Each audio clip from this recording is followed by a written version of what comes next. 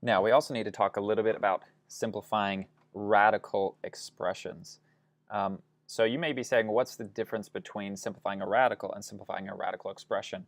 And so we're going to talk about for a second exactly what an expression in math is. We talk about back in algebra what the difference between an expression and an equation is. And we're not going to spend long on this, but I wanted to bring it back up just to prove a point that there's a difference between an expression and an equation. An expression in math is just something like this, x plus 5. That this is just a mathematical expression. There's nothing I can do with this. There's no way to simplify this. This is as simplified as it can get. An equation is when you're equaling two things to each other. So an equation would be if I said x plus 5 equals 3. That is an equation. And of course, we could solve this and we would get that x is negative 2. But this is the difference between an expression and an equation. Similarly, what if this was an x plus 5? What if this was x plus 5x? Now, this is an expression, but this expression can also be simplified. We know that because they share a base, this is really a 1x. 1x plus 5x is going to be 6x. So that would be simplifying this mathematical expression. And the important thing here, if you just heard me say it, was that the reason I could add these was because they had the same base. That there was an x here and an x here, and because these both were x's, I could add them.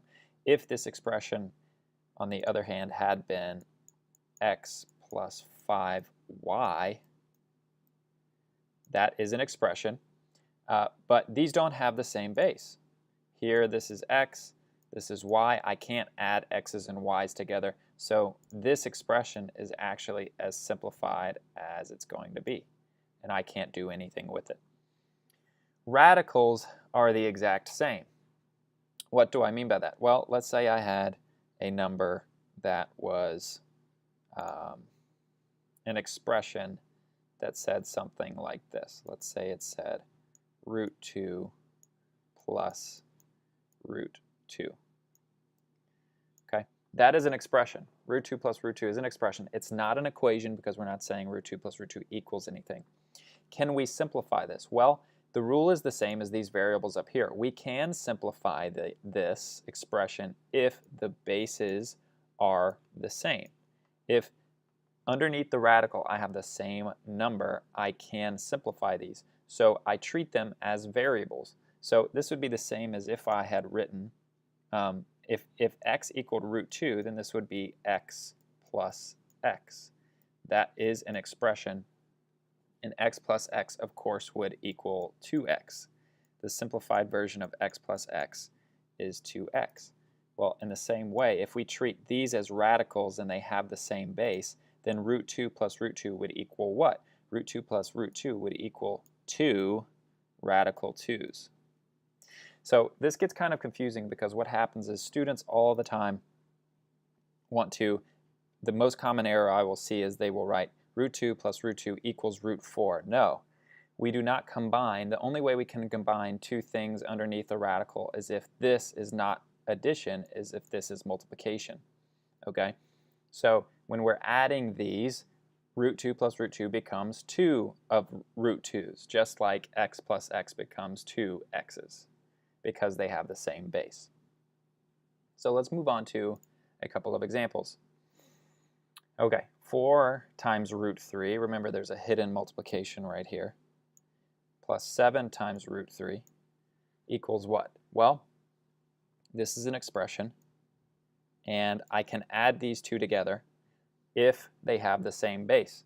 And so if I change what's in the radicals to variables, let's say I change that to x, they would both be the same, and this would be 4x plus 7x. Is that something I can do? Can I add 4x and 7x together? Yes, because the bases are the same. And of course, this would be 11x. Well, instead of variables, we're dealing with these radicals. So this is actually 4 times radical 3 plus 7 times radical 3. Because they are both radical 3's, I can add them together, and this would actually just be 11 radical 3. Now, down here, however, if you see this, this is radical 3 and this is radical 5. They do not have the same base. It's not the same number underneath the radical, so I cannot add them together.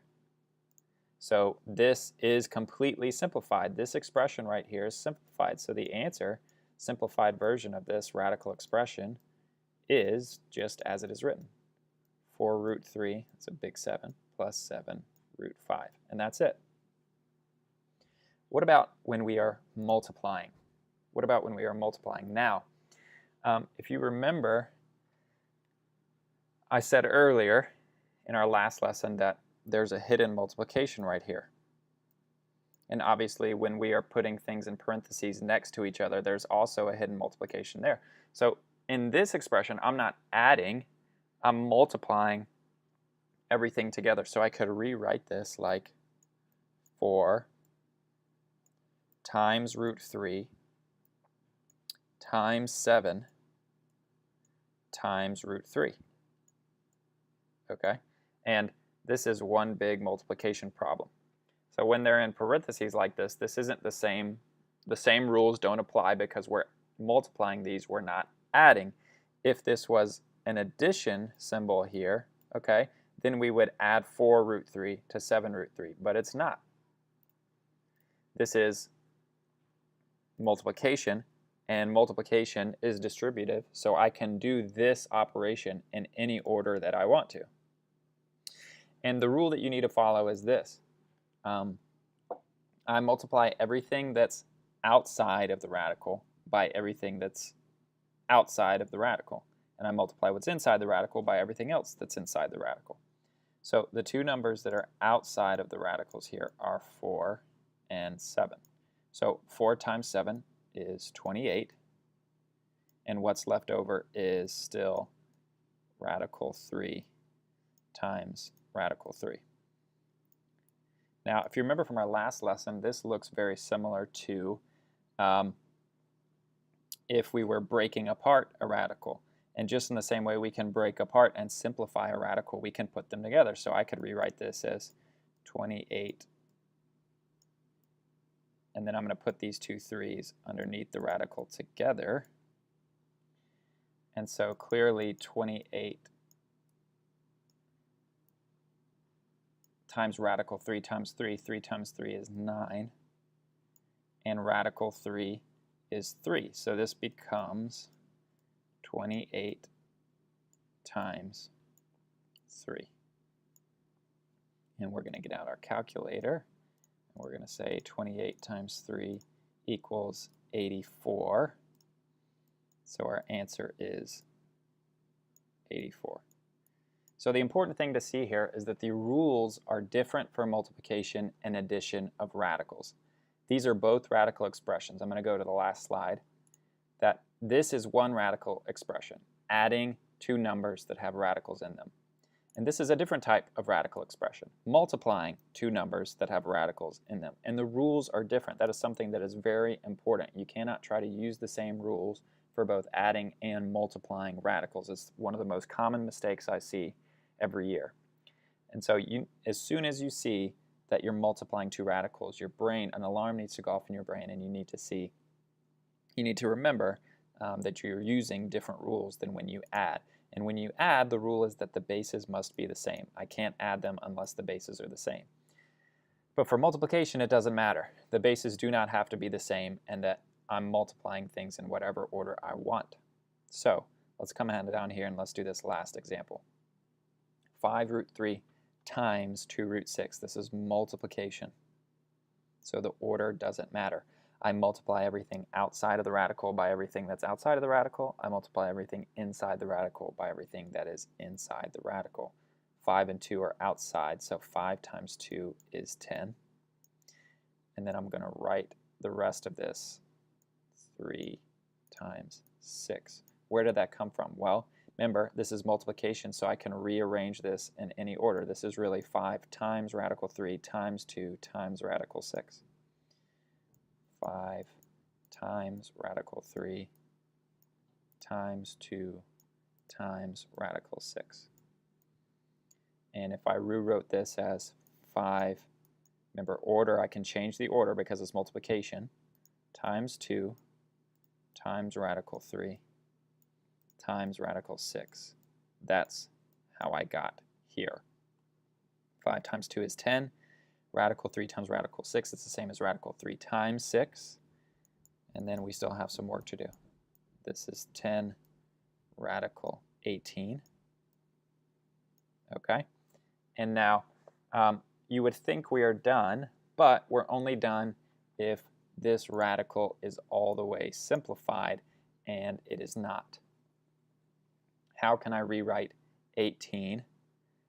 Well, are there any square factors of 18? Yes, 9 times 2 is 18 and 9 is a square. So I'm going to rewrite this as 10, the 10 is still there, times radical 9 times 2. And then I can rewrite that. I can break these apart and put them in their own radicals. 10 times radical 9 times radical 2. And then, of course, square root of 9 is 3. And so our final answer here is 30 radical 2. So, big things I need you to take from this lesson are that there are 2 ways to simplify radical expressions. I can add or subtract them, and the rules are different than when I multiply radicals.